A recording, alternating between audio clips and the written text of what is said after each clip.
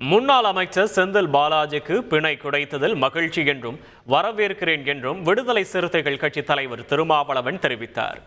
முன்னாள் அமைச்சர் செந்தில் பாலாஜி அவர்கள் நிபந்தனை ஜாமீன் வழங்கியிருக்காங்க. எப்படி சார் பார்க்குறீங்க? நீண்ட நாட்களுக்கு பிறகு ஒரு வருடத்துக்கு மேலே சிறையில் இருந்திருக்காரு. சட்டப்பூர்வமாக அவருக்கு பிணை கிடைத்திருக்கிறது. மகிழ்ச்சி, வரவேற்கிறேன்.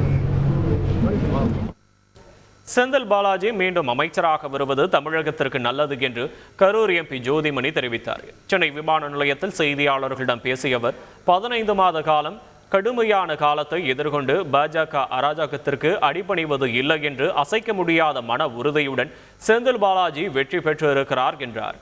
மக்கள் வரி பணத்தில் சம்பளம் வாங்கும் அமலாக்கத்துறை அதிகாரிகள் அரசு அமைப்பாக இல்லாமல் பாஜகவிற்கு அடியால் வேலை செய்வதாகவும் ஜோதிமணி விமர்சித்தார். முன்னாள் அமைச்சர் செந்தில் பாலாஜிக்கு ஜாமீன் வழங்கப்பட்டதை சிக்கன் பிரியாணி வாங்கி கொடுத்து திமுகவினர் கொண்டாடினர். செந்தில் பாலாஜிக்கு உச்சநீதிமன்றம் ஜாமீன் வழங்கியதை கோவையில் திமுகவினர் பட்டாசு வெடித்தும் இனிப்புகள் வழங்கியும் கொண்டாடினர்.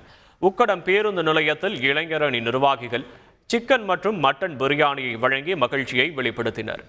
குனியமுத்தூரில் செந்தில் பாலாஜிக்கு ஜாமீன் கிடைத்து விட்டது என சொன்னதும் அப்படியா என்று பெண்கள் மகிழ்ச்சியை வெளிப்படுத்திய காட்சியும் இணையத்தில் பரவி வருகிறது.